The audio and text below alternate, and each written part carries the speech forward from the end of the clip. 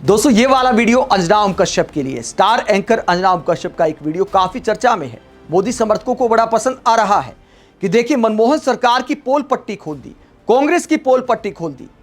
लेकिन इस वीडियो में क्या छुपाया गया और कैसे पूरी पिक्चर नहीं दिखाई गई, तो पूरी पिक्चर हम रिलीज करते हैं।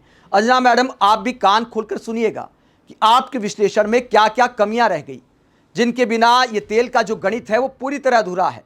पहले अंजना का गणित आपको बताते हैं कि अंजना ने देश को क्या बताया। जब 3 रुपए पेट्रोल और 3 रुपए डीजल पर बढ़ाए गए तो उसके बाद अंजना मैडम एक विश्लेषण करती हैं। और इस विश्लेषण में क्या बताया जाता है? इसमें बताया जाता है कि जब मनमोहन सरकार सत्ता में आई तो 2004 में 21 रुपए थे डीजल के दाम और 33 रुपए 71 पैसे थे पेट्रोल के दाम। उसके बाद 2014 में जब मनमोहन सरकार जाती है तो पेट्रोल करीब 34 रुपए से 72 रुपए तक पहुंच जाता है और डीजल 21 रुपए से 55 रुपए तक पहुंच जाता है।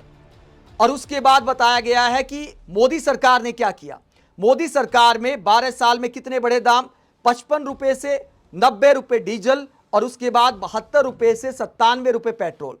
तो यह गणित पेश किया गया है। अगर फिलहाल के हिसाब से देखा जाए तो आंकड़े बिल्कुल दुरुस्त है। उसके बाद इस आंकड़ों में पीएम मोदी का पीआर कहां खोजा जाता है? पीआर खोजा जाता है प्रतिशत में। और यह बताया गया है कि मोदी सरकार में 63% पेट्रोल के दाम बढ़े हैं और 35% बढ़े हैं डीजल के दाम। उसके बाद मनमोहन सरकार के आंकड़े बताए गए कि देखिए मनमोहन सरकार में करीब 150% से ज्यादा, 155% से ज्यादा बढ़े हैं पेट्रोल के दाम और 114% से ज्यादा बढ़े डीजल के दाम। तो यह पूरा आंकड़ा बताया गया कि देखिए मोदी सरकार में कितने कम बढ़े हैं। लेकिन प्रतिशत वाले इस पीआर में एक आंकड़ा बड़ी चालाकी से छुपाया गया। क्या वाकई मोदी सरकार में पेट्रोल के दाम 55 रुपए से लेकर 90 तक ही गए हैं? फिर 2021 में 110 के पार कहां गए थे? पाकिस्तान में गए थे या अफगानिस्तान में गए थे? कहीं कहीं तो 120 रुपए प्रति लीटर भी पेट्रोल के दाम पार कर गए थे। डीजल ने 2021 में ही 100 का आंकड़ा छू लिया था। तो बीच में जो 100 के पार गया था, 110 के पार गया था, वो किसकी सरकार में गया था? वो क्या नेहरू की सरकार में गया था? 2021 का आंकड़ा क्यों नहीं बताया गया? 2014 के बाद सीधे 2026 के आंकड़े बता रही है मैडम। दूसरी बात, एक सिंपल सा गणित है, दुकानदारी का एक सीधा हिसाब है कि आप कितने में खरीदते हैं और कितने में बेचते हैं। ये आंकड़े देश को कौन बताएगा कि मनमोहन सरकार कितना महंगा खरीदती थी और मोदी सरकार ने मनमोहन सरकार के मुकाबले कितना सस्ता खरीदा है। अगर मनमोहन सरकार के अर्थगणित पर चला जाता तो मोदी सरकार में 1 रुपया भी पेट्रोल डीजल का दाम बढ़ना नहीं चाहिए था, बल्कि कम होना चाहिए था। जिस हिसाब से अंतर्राष्ट्रीय मार्केट में कच्चे तेल को खरीदा गया है उस हिसाब से मैं बात करता हूं, आंकड़े आपको दिखाता हूं कि मनमोहन सरकार ने क्रूड ऑयल कितने में खरीदा और मोदी सरकार ने कितने में खरीदा। मनमोहन सरकार में 2004-05 से लेकर 2013-14 तक अंतर्राष्ट्रीय मार्केट में क्रूड ऑयल के दाम क्या थे? अगर मनमोहन सरकार की बात करें तो 2004-05 से लेकर 2013-14 तक क्या हिसाब किताब रहा अंतर्राष्ट्रीय मार्केट से तेल खरीदने का? 2004-05 में $38 प्रति बैरल था, जो सबसे कम था 10 साल में। इसके बाद $111 प्रति बैरल तक गया और एवरेज क्या निकलता है? 10 साल का एवरेज है $80 प्रति बैरल। तो इस दाम पर मनमोहन सरकार में कच्चा तेल अंतर्राष्ट्रीय मार्केट से खरीदा गया। उसके बाद पीएम मोदी प्रधानमंत्री बनते हैं। पीएम मोदी के प्रधानमंत्री बनते ही अंतर्राष्ट्रीय मार्केट में कच्चे तेल की कीमतों में कमी आती है। उसको उन्होंने नसीब से भी जोड़ दिया था। जब कच्चे तेल के दाम कम हुए तो यह भी बोला था कि मेरा नसीब अच्छा है तो मैं क्या करूं। अब हमारे विरोधी लोग कहते हैं कि ये तो मोदी नसीब वाला है इसलिए हुआ है। अब मुझे बताइए, आपको नसीब वाला चाहिए कि कम नसीब चाहिए? उसके बाद क्या होता है? उसके बाद भी बहुत बार नसीब ने साथ दिया, लेकिन जनता के नसीब में महंगाई से राहत नहीं आई। सरकार ने कैसे मोटा माल कमाया वो भी आपको बताएंगे। पहले क्रूड ऑयल का हिसाब किताब ही देख लीजिए। मनमोहन सरकार में $80 प्रति बैरल और मोदी सरकार में कितना? 2014-15 में जब सत्ता संभाली तो $84 प्रति बैरल था। 15-16 में कमी आ गई, $46 प्रति बैरल पर आ गया। 16-17 में $47 प्रति बैरल पर आ गया।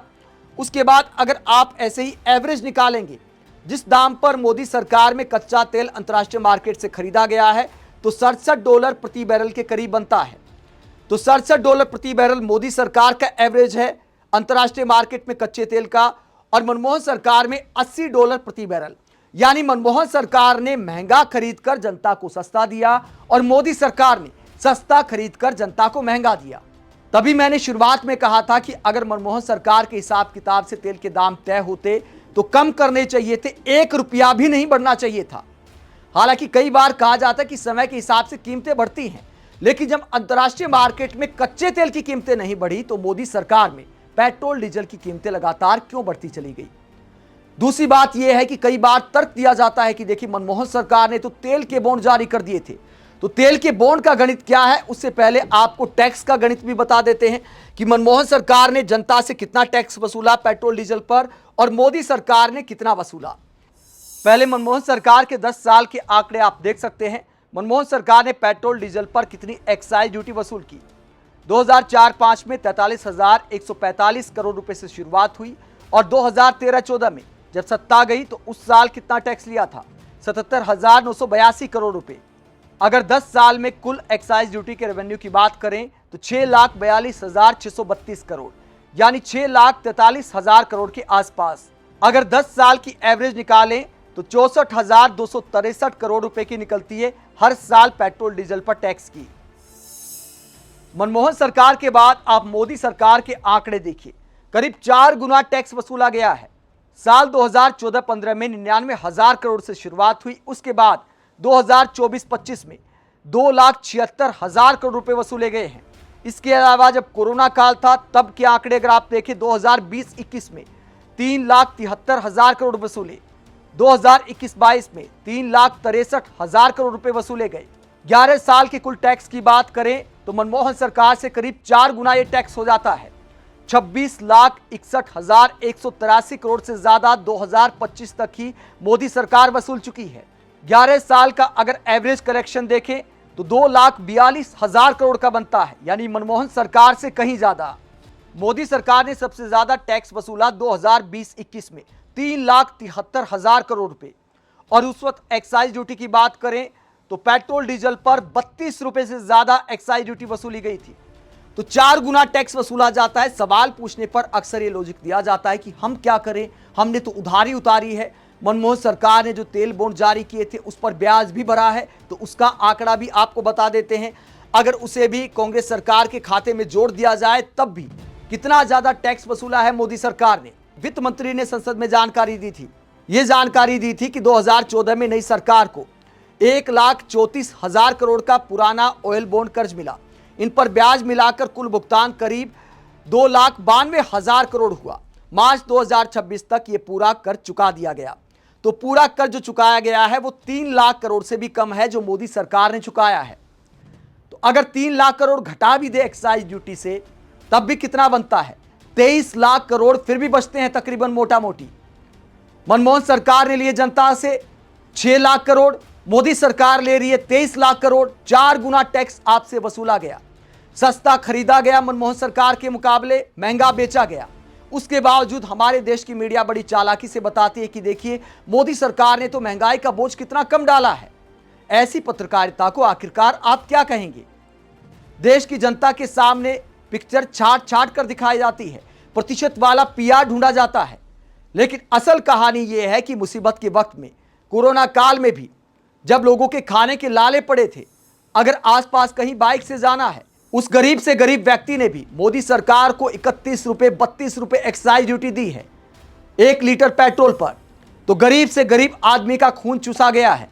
मीडिया यह नहीं बताता कि मनमोहन सरकार में एक्साइज ड्यूटी कितनी थी, पेट्रोल पर कितना टैक्स लगता था, डीजल पर कितना टैक्स लगता था।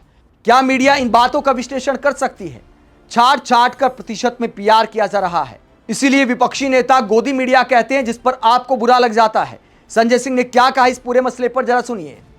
कई दिनों से मैं देख रहा हूं गोदी मीडिया वाले बेचारे बहुत परेशान हैं।